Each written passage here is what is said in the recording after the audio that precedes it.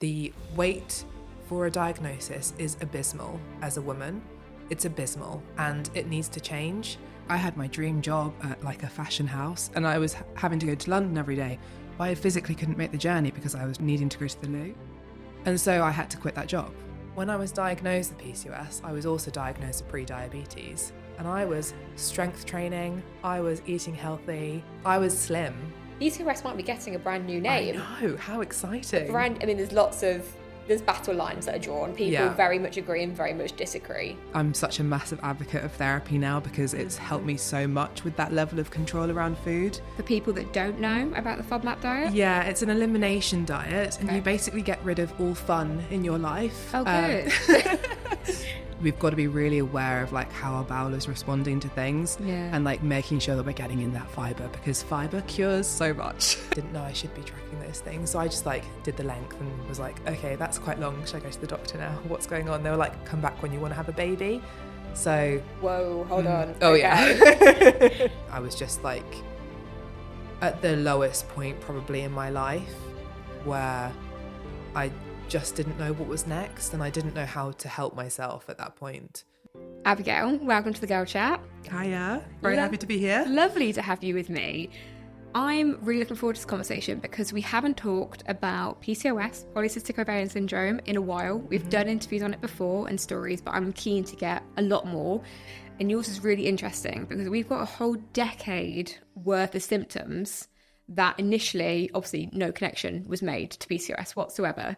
So we're starting with IBS because it sounds like you've had years and years of those symptoms with not really any answers. Yeah, so when I was 17 when I first was like, my friend tried removing dairy and I was like, I had really bad stomach issues. And so I was like, I'm going to try removing dairy and see what happens. And it made such a massive difference. Interesting. But then I noticed like other things were definitely flaring my IBS. And so I went to the doctors.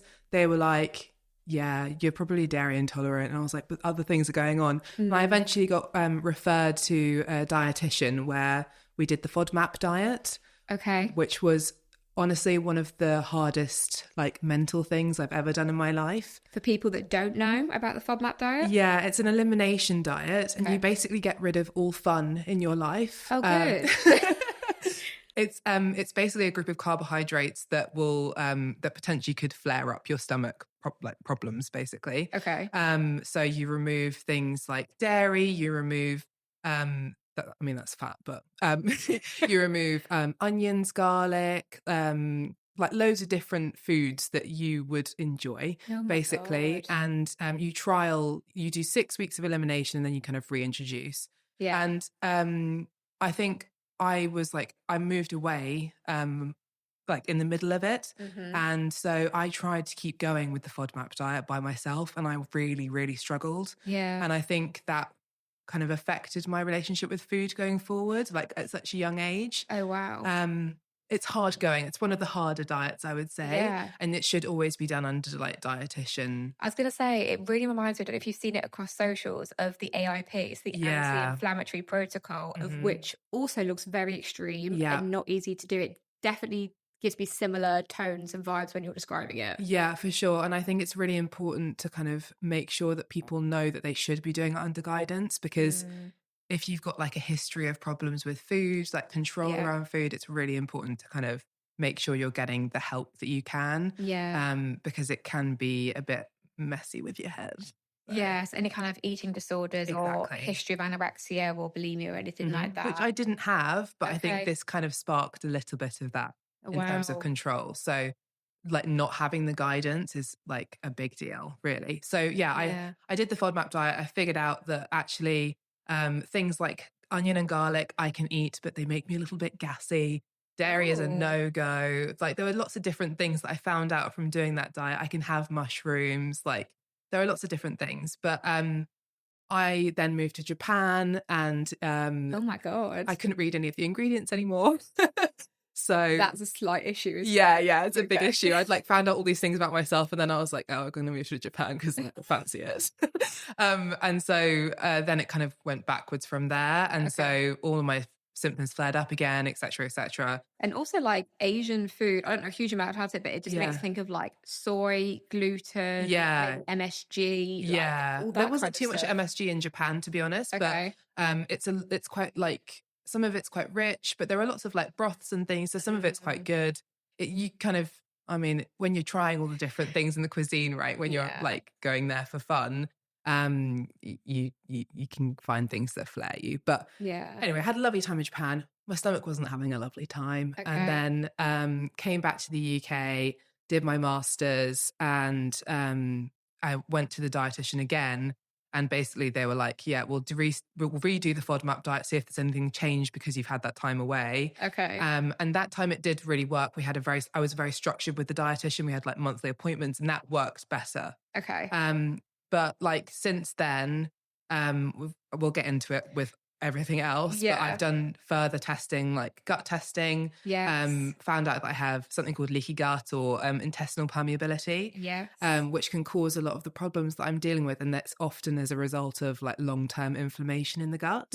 So we're kind of gone full circle from IBS. I don't feel like I've got IBS anymore, but there are certain things like, you know, curries and takeaways that will flare me up.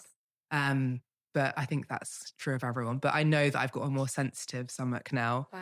And from that gut testing, I found out that I've got intestinal permeability. So, yeah. I mean, for me, that's really fascinating, because I love the science around nutrition, how food can be used as medicine. I personally find that so interesting. And I've personally read about like gut health. So to me, I'm like, I'm hearing those bells going off. To backtrack slightly, because it's very easy when we're having these conversations all the time to make assumptions that everyone kind of knows a base layer of information. Sure. For someone that maybe doesn't actually know what IBS is or hasn't heard of it, would you be able to describe it? Yeah, so there's like 3 different types. There's IBS-D, IBS-C. So IBS-D is diarrhea, basically, and it's classed, I think, is like 5 or more times a day.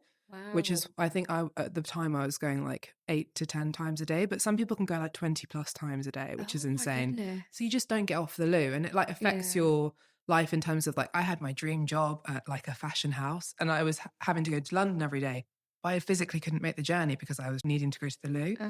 And so I had to quit that job. And so I've done remote jobs since then to deal with that kind of thing. So that's IBS-D. Then IBS-C, where it's constipation. And I'm not sure what the clinical definition of that one is.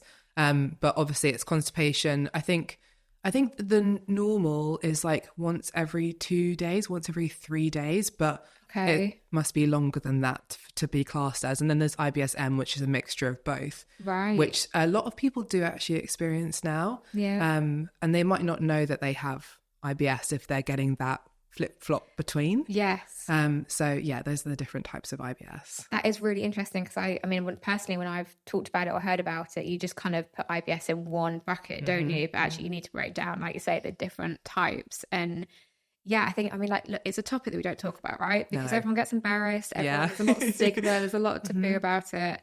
But especially with conditions that we talk about on this show, like obviously we're going to talk about PCOS, but especially endo. I know myself, I've got endo in my bowels, so I've always had a lot of interruptions and changes to what should be, you know, quotation marks, normal. So we do need to talk about it, because it's a massive indicator of health, right? Or things that are wrong. Completely. And I think with the rise of like colon cancer and things like that, and also IBD has a massive link to endometriosis as well. We've got to be really aware of like how our bowel is responding to things, and like making sure that we're getting in that fiber, because fiber cures so much. It's great. Fiber is our best friend. It is. We don't talk about it much though. I mean, we'll come on to this, but we don't talk about it much in nutrition, do we? We talk about carbs, we talk about fats, maybe sugar. But I feel like fiber needs its own place. I feel like it's coming into its own, like, you know, proteins had a big PR kind of thing. I feel like fiber is the next thing, to be honest. So you heard it here first. Its time is about to happen. Yes, absolutely. 100%. So that first time you did the FODMAP and you talked about the mental health implications of doing that, what was your experience? What happened for you? Yeah, so I think I just went, oh my gosh, my stomach is being triggered by literally everything. I'm just not going to eat anything at all. And so I just got in this headspace where I thought like food was bad. Food is not inherently bad. It's literally just food. But I think in my head I was like, oh, I can't do anything. Everything's going to make me go to the loo or like be really bloated or whatever. And I just really struggled with that kind of concept that I couldn't really eat anything. Yeah. And I was just really struggling with the kind of the control part of it, I think, without that guidance to help me with what can I eat? What is a good breakfast? What's a good dinner? Yeah. And that's what I see so much nowadays is like, what should I be eating for breakfast? What should I be eating for dinner? What should I be eating for lunch? And what does constitute a good meal? And we've got like I think it's like the Eat Well guide from the NHS, but what does that translate to in like everyday life? Yes. And how do we, when we go to Boots to get a meal deal, like what do we get from there? Like how does that, what makes a good meal deal? Yeah. Kind of thing. Yeah. 100%. And I think I could go on Instagram right now and find 1,000 reels all telling me different things and different experts or influencers or people in the space, most of which with good intentions, not all, saying, no, you need to do this. No, breakfast should look like this. No, you should eat this many times a day. You know, like, was social media part of that for you during your journey or not at that point? I don't think at that point, because it was like over 10 years ago. So I was on Instagram, but it wasn't like the level that it is today. Don't worry, I'm the exact same. I was on Instagram, but like endo advocacy wasn't a thing. Yeah. Like, at that point in my journey. It was like either. sharing our like smoothies and pictures of our cats. Yeah. So. Yeah. Okay. Different world. Yeah, definitely. And talking about that control and like feeling like, oh, I can't eat anything because something bad's going to happen. I mean, like food, like our relationship with food is so emotional, right? Like I don't think really anyone could say they haven't got an emotional relationship. Well, I think we use food. it to like celebrate for things, you know, when it's someone's birthday, we go out for a meal, and when we're like celebrating, we might have like little treats and things like that. But having that balance is really, really important. And I think when you get that balance wrong, it's really evident in your health. It's really evident in your mind, and it can be really debilitating to have that kind of control aspect skewed a bit. Yeah. So yeah, it's just a really tricky thing, and it's something that I've definitely unpacked in therapy for sure. Yes. And it's really important. Like I'm such a massive advocate of therapy now because it's helped me so much with that level of control around food. Wow. And like that experience going through that when I was young and I didn't know very much about nutrition and things like that. Yeah. To have like to kind of go back and heal from it is like so powerful. And it's made me have such a better relationship with food now, where I can see a plate of food or pick different things and not inherently see them as good or bad foods. Okay. Something that I talk about a lot, like I want to instill in my children is that food is equal. Like, you know, dessert's great, lovely. We only have a little bit of it because of our health impacts, but you can still have it. Like, yes. The balance is the key. Yes. It doesn't have to be all those words like restriction, elimination, punishment. Yeah. You know, all those things that get really messy. Yeah. Yeah, for sure. We're joining the dots together. We've got a decade worth of IBS type symptoms, elimination diets, a lot of nutrition stuff going on. But you've also told me that you had menstrual health issues that were happening. Was that the same time? What was happening there? So when I was a teenager, I got really heavy periods. I'd always had super heavy periods, and I've got like one vision in my head of like bleeding through in geography, and they had like yellow chairs and like bleeding through the chair. So I had very, very heavy periods, and I cycled to school. Yeah, not a fun time. Even on your period, yeah. I mean, it was like 2 miles. I did end up walking over sometimes, but yeah, like not a fun time. And so, but I thought it was normal, right? Because like we didn't talk about it. And I didn't talk about it with my friends. I didn't talk about it with my mum. So I just thought it was normal. And then like, as I grew up, I was still having quite heavy periods, and I just dealt with them. So like changing pads every, hour or so, like that was what my normal was. Okay. And then when I got into the workplace, I started to experience like longer cycles. And so, what I noticed was that when I was more stressed, I would experience longer cycles. And I think the longest that I personally had was 6 months without a cycle. Oh my God. Yeah. So, and that was correlating with a submission that I had that I took over from a colleague that was like going through maternity leave. So like I took on all her extra work. So the stress was real. The stress was like up here. Wow. Yeah. So, I eventually did leave that job. And as soon as I left that job, my cycles came back and I was like, wow. So then I really started to think, okay, stress is a big deal for me. Yeah. So did you have regular periods when you were a teenager? Obviously Yeah. horrifically heavy, but you Heavy but had that regular. regular. Oh, Yeah. wow. Yeah. Okay. Knowing what I know now, I think I probably had like stress-induced PCOS. Wow. And then it's combined with other things throughout my life. But like Yes. that is what I think has happened because I didn't have the typical PCOS symptoms growing up. But as soon as I started working in corporate, I absolutely did. Yeah. Oh my God. So other PCOS type symptoms. We're not just talking about irregular or absent cycles. So what else did you have? So like acne, excess hair, like hair loss on my head.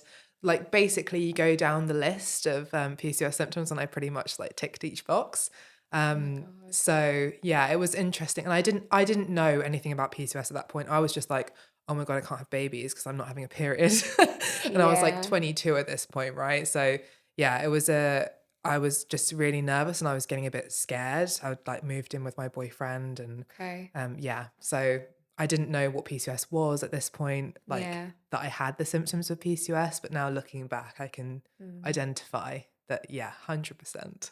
So at 22, when you're having all these horrible symptoms, is fertility the first thing that's like, is that the forefront of your mind? Yeah, like I'd always wanted to be a mum. And so like, I didn't know that heavy periods were a problem. I didn't know that, but I knew that irregular cycles were because like I like tracked my cycle, but like, you know, on apps and really apps are great, but the kind of ovulation days aren't technically accurate to you. Yes. Because if you're not doing your basal body temperature, if you're not tracking cervical mucus, if you're not doing your like OPKs, then you actually don't know when you're ovulating. I think they capture like 20% of people's ovulation day accurately. Wow, from their own predictions. Yeah. Wow, gosh. So if you're not doing all of those things or like one of those things, then you don't actually know what's going on in your cycle. You don't know how long your luteal phase is. You don't know how long your follicular phase is. So I didn't know those things. I didn't know I should be tracking those things. So I just like did the length and was like, okay, that's quite long. Should I go to the doctor now? What's going on? They were like, come back when you want to have a baby.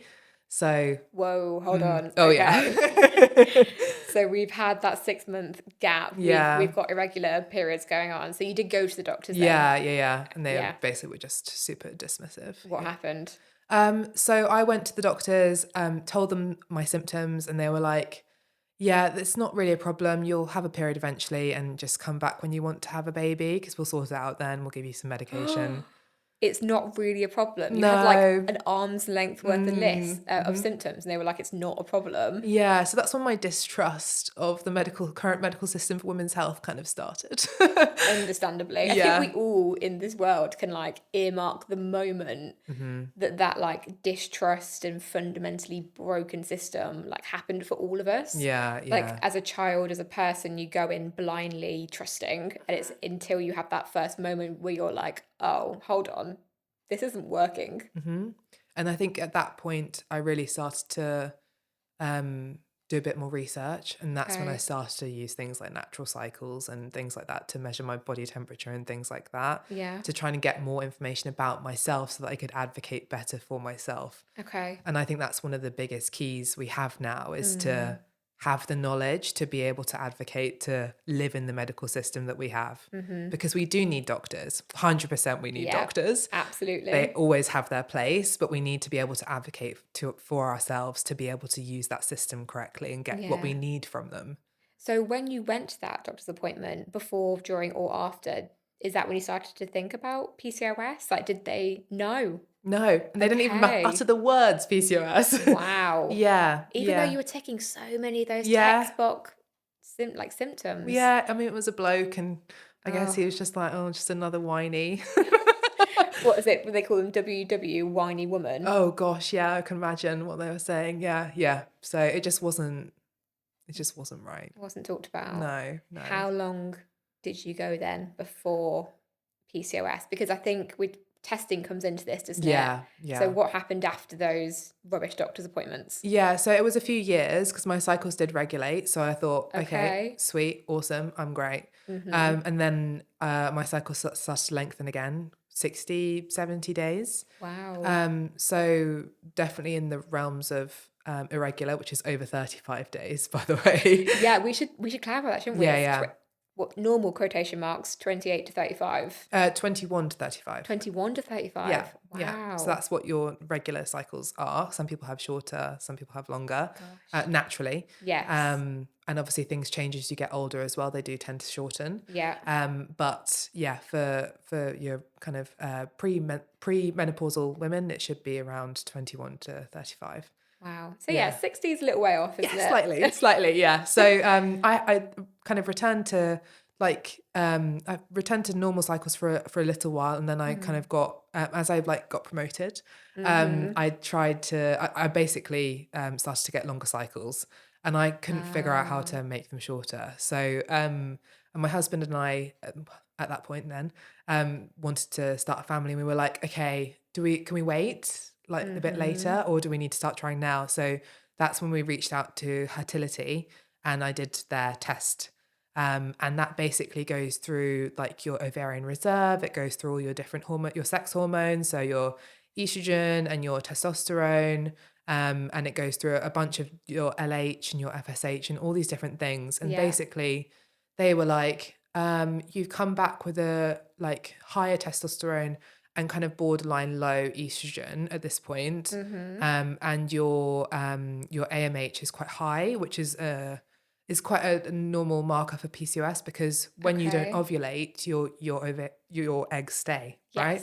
Yeah. So people with PCOS, if they're not ovulating, what can happen is you get really sky high AMH, which is your marker for your ovarian reserve. Right. So they were like, you kind of have classic textbook PCOS symptoms, and like all of your hormones are suggesting that you have PCOS. So to get diagnosed with PCOS, you have to have 2 out of the 3 criteria. The criteria are regular periods, so outside of that 21 to 35 days, typically longer.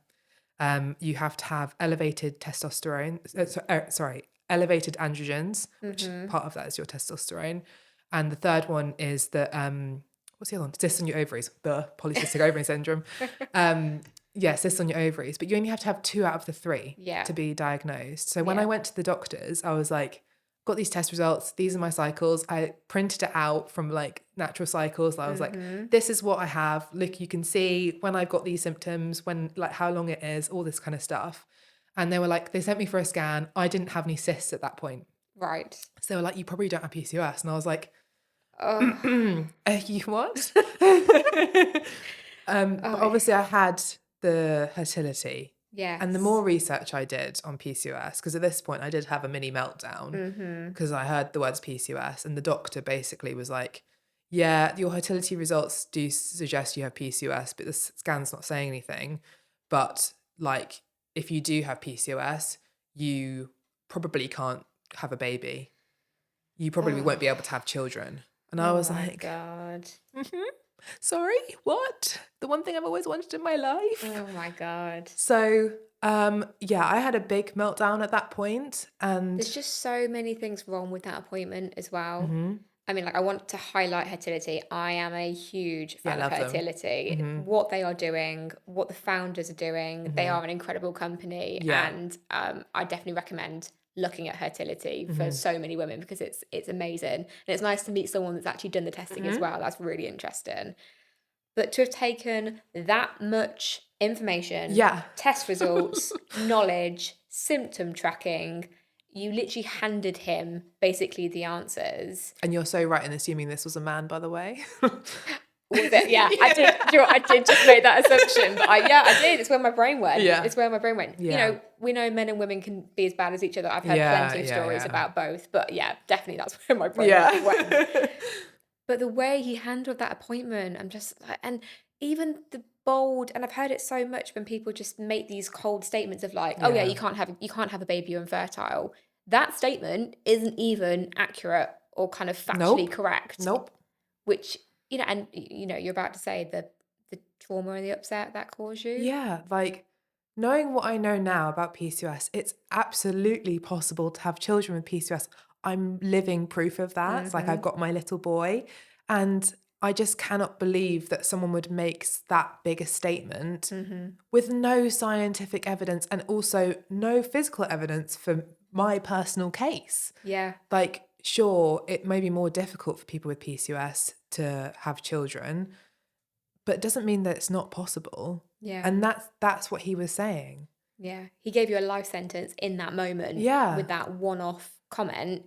Bizarre. Absolutely bizarre. So irresponsible as well. Yeah. So they basically were like, you can take metformin, which is helps with insulin sensitivity. And I was like, what is that for? I want to like do more my research, because I'm not like a woo-woo. To be honest, I'm not very woo-woo as a person. I'm more like sciencey. I want to do my research on what this is first and see if I can help myself first, because I've obviously lived with this for a long time. Yeah. Like, see what's going on. So I basically booked myself into therapy. That's when I started doing therapy. Okay. Because I was like, I can't handle all of this stuff in my head. You mentioned the word meltdown after that. So emotionally, like, walk me through that for you, because pivotal, right? Yeah. Heartbreaking, but pivotal for you. Yeah. So it's like, my boss was great, actually. He was like, take as much time as you need. And so I was sleeping, I was crying, I was just like at the lowest point probably in my life, where I just didn't know what was next, and I didn't know how to help myself at that point. And I think there came a point, I think I'd probably done about a month of wallowing.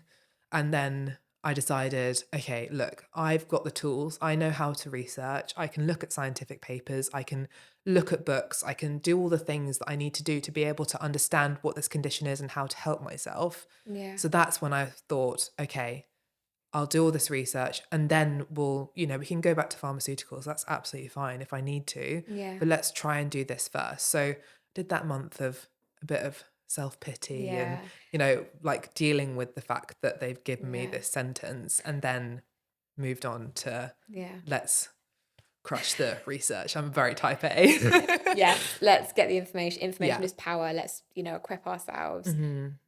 That month, can you tell me any thoughts or things that were going through your head during that month? Any fears? What was going on? Well, I think obviously like the biggest fear was that I couldn't have children. The biggest fear was that I wouldn't be able to have the life that I kind of dreamt about. Yeah. And that I like couldn't even, give my husband what we had talked about, like we planned. We had this whole future planned out, and this was putting it in jeopardy. And that was like the biggest thing for me, but also that I didn't know what was going on in my body. And I think we talked earlier about like the lack of control. I felt so out of control when I got that diagnosis. I didn't know what was going on. They didn't even give me a leaflet. So not even a pissing leaflet. No. For goodness sake. It's like scraping the barrel, isn't it? Yeah, right. So yeah, I think I felt super out of control. I felt very scared and just terrified that I couldn't have what I wanted. And I feel quite privileged in saying that I've been able to kind of achieve the things I wanted to achieve in life, and to think that I wouldn't be able to get the one thing that I'd always wanted was very confronting for me, really. Yeah. 100%. No, I mean, that's so eloquently put.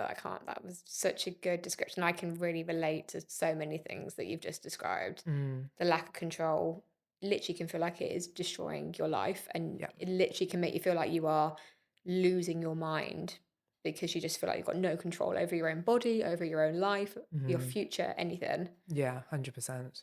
We're taking a quick break to say thank you to today's sponsor, BU Period. When it comes to women's health, I'm obsessed with all things holistic and natural. My go-to product is BU's pain relief patches. The combination of menthol and eucalyptus is pure bliss when an endo flare hits. Whether it's pelvic pain, back pain, leg pain, or anything else, they give me the instant and long-lasting relief I need. And you can even set up your own subscription so that you never run out of natural pain relief. If you want to get your hands on BU's patches, you can find the link in the show notes. And make sure you use the code INJAP10 to get your exclusive listener discount. Now let's get back to the girl chat.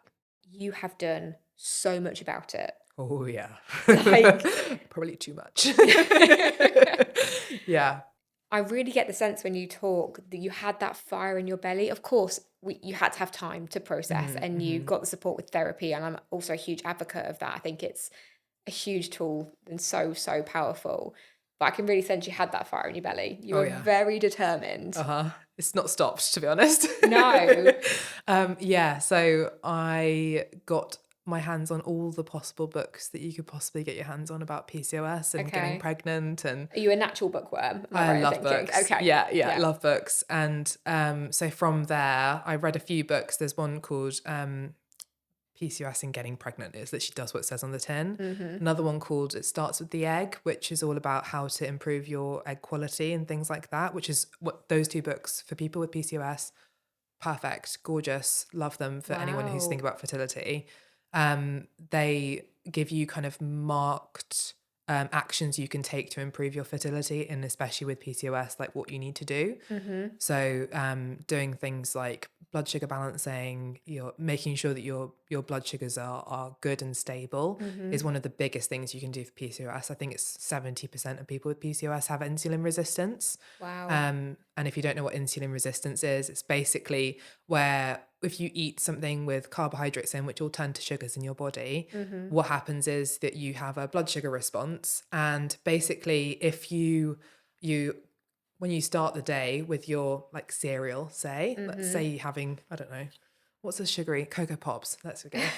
Your body will have like a big blood sugar response. And so at the top of the spike, you'll have your body will release a hormone called insulin, and then it will drop your blood sugars, and pretty much like opposite to what it's risen by. And then you might get hungry and you might be like, oh, fancy a packet of biscuits, because your body's really clever. It wants to be in this like middle line. And so it's going to want the things that give it sugar. Yes. And so you eat your packet of biscuits and then you go back up again. Your body produces loads of insulin at the top, and then you go back, crash back down again. And so you kind of get into this roller coaster of blood sugars. I always describe it as a roller coaster. Yeah. It is literally that up and down extreme arc, whereas you want a nice calm sea, but you end up going on a freaking roller coaster ride. Exactly. And so if you spend like one day like that, absolutely dandy, like have your brunch on a Sunday, perfect, gorgeous, love that. Balance is key. But if you spend every single day on this roller coaster, what happens is that your body gets used to the amount of insulin in it. Okay. And so it stops responding to that level of insulin. Right. And so then your pancreas starts producing more and more insulin to try and deal with this sugar, because it's the locks in your cells aren't letting the sugars in anymore, and the insulin carries the sugars to your cells for energy. Yeah. And so that's where insulin resistance comes from, is having that up, down, up, down, up, down all day, every day. And unfortunately, people with PCOS are more predisposed. Yeah. When I was diagnosed with PCOS, I was also diagnosed with pre-diabetes. And I was strength training. I was eating healthy. Wow. I was slim. And oh my God. And I had pre-diabetes. And the NHS, they referred me to do a program for people with pre-diabetes. And when I tell you, I was probably the youngest in the room by about 60 years. Oh my God. It was super interesting. Confronting but interesting. Yeah, I made loads of lovely friends. They were gorgeous, but oh my word. Yeah, it was crazy. But we're talking about PCOS as potentially a metabolic disorder so much more now, aren't we? I mean, also PCOS might be getting a brand new name. I know, how exciting. There's battle lines that are drawn. People very much agree and very much disagree. Yeah. But that's also quite interesting that a new name might be coming. Yeah, I think because PCOS is a metabolic condition, it does affect more than just your uterus. Yes. There's lots of stuff going on with PCOS, and like we've talked a little bit about that gut connection. Yeah. There's so much research going on at the moment about gut connection with so many different organs. Wow. And I'm really excited to be like living in this time when we're discovering so many new things about it. But that's a lot of what I do work with, is the kind of gut connection with our reproductive system. And how it impacts our thyroid, how it impacts our brain, and how that can have impacts on our hormones and how our like reproductive system is responding to things. So yeah, it's super interesting. But yeah, pre-diabetes at like 26, 27 is talk about something that would knock you sideways. Yeah, like shocking. Beyond shocking, right? Yeah. But obviously, as I did more research, I was finding this connection between insulin resistance and PCOS. And I was like, okay, this actually makes sense, like why I have pre-diabetes and why the normal advice for diabetes doesn't work for me, because I'm actually not overweight. Yes. When they tell you to eat less ice cream and less bread in the NHS course, that's not really, I mean, oh yes. my God, tell me that's not what they tell you. Yeah. Oh my God. Like, try and go for a yogurt. But sure, like some of it will work. But I think when you've got hormone problems as well as the diabetes side of things, you've got to use something else. Like you've got to do something else that's going to help you. It's a bit more nuanced than just cutting down on like fatty foods, really. Feels like such an outdated conversation. Obviously, if we've got obesity and weight issues and other things going on, which is the majority of the room. Yes. So that's fine. But also I feel like we've got such better nutritional advice out there. Like there are some phenomenal so many phenomenal nutritionists out there. Are we really going to stay in the kind of like 80s vibe of like big sugar, and it's like big sugar and the whole thing against fat and the misinformation? No, love fat. Fat's great. Healthy fats. Yeah. Okay. It's a whole battle in itself, isn't it? Yeah, we could be here for hours. Literally. But okay, so clearly nutrition became massive. Other lifestyle things, because you've done a lot of different things, haven't you? Yeah, so nutrition was probably the biggest thing for me, and making sure that I was having really fibrous foods to make sure that my blood sugars were good. I was walking after meals to help my blood sugars regulate. Okay. And like one of my favorite hacks for blood sugars is to eat your starchy carbs last. So if you're having like steak, chips and broccoli, have your broccoli and your steak first and then have your chips. And I wore a continuous glucose monitor and my blood sugars didn't spike. No. Yeah. Oh my God. And if you want to have a carby meal like pasta, like I always tell my clients this because I think it's really funny. But when I was doing my test with my CGM, I had half a cucumber and then I ate 5 guys and I did not spike. Shut up. I wouldn't suggest that now, but like, yeah, it's really interesting how that fiber element really plays a part in blood sugars. And that's why I'm like, I love fiber so much. Because, that is fascinating. Yeah, and there's so many more benefits of fiber as well, because like they bind to toxins in the body, it binds to microplastics. Like, it's amazing. Wow. And we know that we have so many issues with water quality and microplastics are literally in everything. Every organ in the body, breast milk, placenta, brain, crazy. That's devastating. Oh yeah, it's horrific. For microplastics being breast milk, there's something so fundamentally wrong about that. Oh my God. Yeah. You mentioned you were already doing strength training before. Yeah. So, and you're walking after, I've heard of that, walking after meals. I do that because I love going for a walk anyway for like mental health and all sorts of reasons. But I've heard of that. That's an nice, easy one. Super easy. Strength training, did that continue? Did that change? Yeah. So I advocate for like strength training 3 to 4 times a week. Okay. Strength training is really good for your muscle growth, for your bone density, for strength, everything. So when you grow your muscles, what happens is that you become more sensitive to insulin. And so that's where that link with PCOS comes from. And also, as you reduce your fat percentage, your estrogen levels drop as well. Okay. So because fat produces estrogen, it's like one of the cofactors. It all comes from cholesterol. Okay. But yeah, so strength training is really, really important for PCOS. And it can also help you with things like weight loss, because the majority of people who have PCOS tend to be overweight, but there is a lean PCOS type as well. I was somewhere kind of in the middle. I did struggle with losing weight, but I wasn't crazy overweight. Yeah. So I was like in the normal BMI, but probably on the higher end. But I am 6 feet tall, so it's kind of a bit tricky. Well, that's quite difficult for women. I can't even begin to imagine that because I'm 5'1". So I'm literally got the other end of the problem of being totally tiny. But yeah, that must not be that straightforward. Yeah, it's actually harder to build muscle as a tall person because it's like all stretched out. Wow. It's really interesting. Yeah, so it's hard to build a bum, which is sad. That's unfair. Yeah. That's really unfair. Yeah, if you want curves, if you want that's how you want to look, that just feels like an unfair a disadvantage even. Definitely. But yeah, so strength training is fantastic for people with PCOS. I often think of the gym when we talk about strength training. I think a lot of people would be like, oh, that's weightlifting. If people don't like the gym. There's lots of different things you can do. You can do like classes.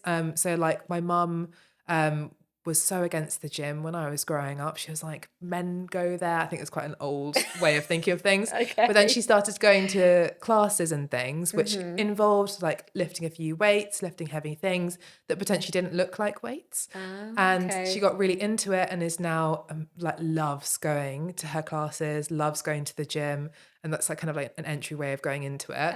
But you can also do things like gardening is a really good one for strength training because you're lifting heavy things like soil and things like that all the time. Wow. Like housework can be quite good. But anything where you're lifting heavy things is going to count as your strength training. But to be honest, I always advocate for going to the gym because it means you've got that structured time just for you to be able to do those things. And it's so, so beneficial for so many different reasons. Like mental health is another one that is massive with the gym. But obviously you've got that kind of lots of people who haven't been before find it a bit intimidating. Yes. But no one is staring at you, I promise. But yeah, it's really good. It's a new habit, isn't it? It's like anything, any new habit that we start, it's always difficult. I mean, like, I have had periods of my life where I've been totally gym obsessed and probably overdone it, and then have periods where I'm then like have been completely absent. So it's such a trial and error, and you have to kind of find your own balance. Definitely. And I think definitely, I mean, the women's health space on social media, there's so many good things about it and there's so many positives, but there are downsides as well. And I often think sometimes the perfect gym routine or the perfect nutrition routine on socials can be a bit tricky sometimes, especially when people are feeling lost or they've got a new diagnosis or, that can be quite complicated, can't it, to get through the noise? Yeah, 100%. And I think that's one of the things that I'm personally trying to do is like cut through that noise and make sure that what I'm putting out on social media is like science backed. It's going to make a difference. It's easy because I think one of the biggest things on social media is you've got all these complex routines that people are doing that are right for them, but potentially aren't right for you. And so if you start with the basics, if you get your blood sugar sorted, if you get yourself in a routine where you're walking and doing your strength training, that is going to help you so, so much with so many different things. And that's what I do with my clients. Like that, those building blocks, those foundations are so, so key to everyone who's trying to improve their health. Like it's universal, really. Yeah, regardless of whether you've got a condition going on or not. Exactly. It's healthy living, right? Yeah, 100%. We haven't talked about it yet, but we've mentioned fertility a little bit, but obviously a huge part of your journey and your story is that you worked incredibly hard and you've got your gorgeous, beautiful little boy. Yeah. And that fertility journey changed for you from that comment of you'll never have a kid.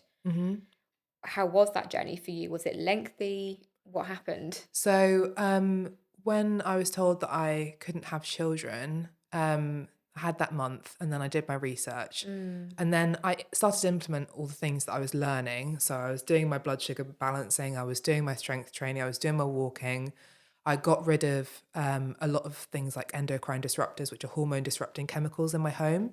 Okay. So changed my non-stick pans to stainless steel, got rid of plastic in the kitchen, stopped wearing perfume, I looked up like all of my skincare and stuff on apps to check the ingredients. And this is OTT, right? Like I was going all out for fertility. Yeah. And to be honest, for some people that's too much. Yeah. But for some people who want to do everything, that is like what you need to do. And it's what makes you feel better in the moment, right? So, and I'd learned all of this in my master's because I did a master's in sustainability, which is basically talking about chemicals and how they affect the body and the environment and so all you this had kind of like stuff. a really interesting side almost connection into this without realizing that you'd end up using it for that reason. Bizarre. And like actually some of the books that we were suggested in my master's, I've been like recommended to read in my kind of hormone diploma. So like, it's so interesting. Wow. Yeah, it's a very odd parallel. But anyway, so I was doing all these different things to kind of improve my home and improve the way that I was living my life. Makeup was my line. I love makeup so much. And I was like not getting rid of my makeup. You have to have some fun in life. Like you mentioned that with the FODMAP diet. Like we can't live like a nun. Like we have to have some fun. Otherwise balance is so key. Exactly. And I think the stress element there is really, really important to bring up because while doing this was making me feel better. But for some people, it will make them feel more stressed to do all of these different things. Whereas I felt it was like, I could do something. I was like actively trying to improve my chances of getting pregnant. So I did all these things, did 3 months, and then my partner and I, we were like, okay, we're just gonna like not try for a bit. I love that. Not try. Yeah, because we were like, we're ready, but we'll just see how it goes. It might not happen. And then we'll start trying in like January. This is like the August time. And so we'd just been on a cruise with his family, and like I'd had a few wines on the cruise, like, and I wasn't really drinking alcohol at that point, but I'd, had some fun on the cruise, and then we came home, and it's our anniversary in August. So it was a really nice time, and we conceived on the first try. So like, wow. So I think all of the changes that I've made, the headspace that I was in with therapy, like all of the physical stuff that I was doing, the food stuff really impacted my journey in that trying to conceive kind of space. 3 months is massive as well. Like 3 months is lots of time, but no time at all. We know that some fertility journeys, depending on the condition, can be years and years and years, and the trauma and the stress that's compounded in that time. And I found it really interesting how you said like, oh, we're just gonna not try. Yeah. It makes me think of stress and like your mindset around that and how you guys approach that emotionally. Yeah, I think I've worked with people now who've been on the fertility journey for a long time, been trying for a long time. And I think that stress element is really big. It puts a lot of pressure on people when they haven't got what they've wanted in a certain amount of time. And I think one of the things that I do when I work with clients is we look at that and we find what's causing them the stress and we try and strip it out, because it's really important that they feel like positive about their journey. And I think sometimes when you've been on that journey for a long time, it's really hard to feel positive. It's really hard. And so when I like identify what we could do to potentially change things, I think that's when people feel a bit more positive, because they feel like they're doing something actively to improve their situation. And like in my program, we've had 3 pregnancies now after like 18 plus months of trying. So it's just like, yes. That must be the best feeling. The best feeling. Like people who actually apply themselves and do it, do the changes, they really see the results. And it's just it's so amazing to have played a small part in their journey. And like, it's just fabulous. It's the best feeling ever. I can't wait to do more of it. You can just see it written all over your face. Like you light up when you talk about it. With your pregnancy, were you shocked? Like, that was like a complete like, whoa, didn't see that happening. Yeah, it was massive. I was like, I've got my husband's reaction. I should have like, because I'd done so many pregnancy tests at this point, because I was like, when you have irregular cycles, you're like, am I pregnant? Like every single month, you're like, what's going on? Like, am I just not being careful enough? But yeah, I was so shocked that it happened the first time, because of obviously the comment from the doctor. Yeah. And yeah, it was crazy. And your husband was gobsmacked by the sound Oh of it? yeah, he was like, what? Yeah, he was a bit taken aback, but we dealt with it. And my lovely son's here now, so it's just fabulous. He's almost 2 now, so wow. Yeah. And it sounds like you guys were very much like, we are ready and we do want that to happen. Yeah. And we are at that point in our lives. But obviously with everything that you'd been through, you're also a bit like, oh, we need to be like ready. Like, it's happening. Yeah, I think when you've had the comment that you won't be able to have children, you're kind of prepared for it to like take a long time. Yeah. Like I was prepared for it to be like, we would need IVF and we'd need to move because our postcode isn't in the right postcode for IVF and things like that. And to have it happen first time was like overjoyed, absolutely overjoyed. But yeah, it was a bit of a shock, to be honest. Yeah. What does that do for you with your relationship with your own body? Because I know I'm not a mum. We haven't got to that point in our lives yet where we want to try and have a family. But I know with my condition, it has all the surgeries, all the kind of the journey, it's changed my relationship with my own body a huge amount. And like with therapy and working on yourself, you try and work on that and soothe that. But how did getting pregnant and those things working affect how you felt about your own body? Yeah, it was really interesting, to be honest, because I'd never really loved my body before. Okay. And as my son was growing, I started to get a bump, obviously. Yeah. And like, I'd never been one to wear kind of like tight clothing or anything like that because I was always bloated and I wanted to hide that. And I started to love my body and feel like my body was doing what it, needed to do to be able to sustain him. I like my pregnancy was pretty good until about 3 weeks before I delivered. Okay. I did develop gestational diabetes, which is really sad. Yeah. And I did develop preeclampsia at the end as well. So Oh my goodness. the majority of my pregnancy was gorgeous. I mean, I was very sick at the beginning, but it wasn't too bad. Not as bad as some women have it. But the majority of my pregnancy was lovely, and I really enjoyed being pregnant. I felt the glow, but maybe that's because I had a boy. And then at the end, when I got gestational diabetes, I was like, okay, we've been here before, but we can do it again. And so because I knew what to do, I could do it diet controlled. And so that I knew all the stuff that I'd done before for pre-diabetes. And so when they gave me that diagnosis, I was like, God's sake. But then I started to do it again, and I was okay. And my insulin levels were like, my blood sugars were absolutely perfect. Like the diabetes team were really, really happy with me.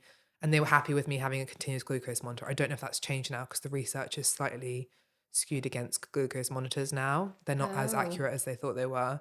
But we'll see, because I'm now under the glucose team, so the diabetes team for life, basically, once you've had gestational diabetes. Really? Yeah, so you have to have a test every year, an HbA1c every year after you've had gestational diabetes. Wow. Which is like annoying in some ways but good in others, because your risk is increased of getting diabetes after you've had gestational diabetes, which is understandable, and it keeps an eye. So like, I'm fine with a little blood test once a year. Yes, it's low maintenance in the sense that it's one test one time a year. Yeah. Obviously, it's there in the back of your mind. Of course, it becomes part of the whole health package identity journey that it adds to everything you've already been through. Yeah. And I think with PCOS, you don't get any routine monitoring. So actually, it's quite helpful as someone with PCOS to have that check-in every year. Yes. To be like, am I on the right track with what I'm doing? Yeah. Because things can change.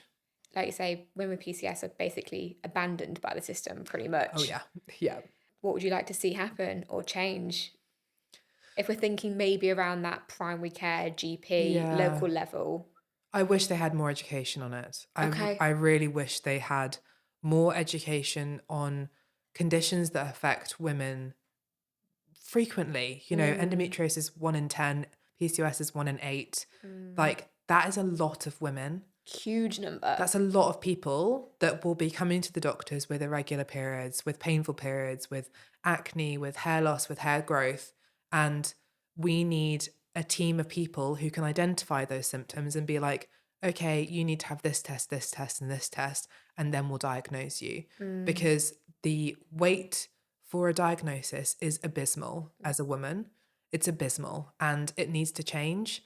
And when people get that diagnosis, there's a certain level of relief that you feel. Absolutely. Once you know what's wrong with you, you can do something about it. Like with endometriosis, you can do things like improve your estrogen detoxing. You can think about what foods you're consuming that will help your estrogen. I was listening to a podcast about estrogen on the way here and about endometriosis on the way here. And they now know that phytoestrogens, so things like soya, actually improve your estrogen response because they bind to things in the body to improve your estrogen detoxing.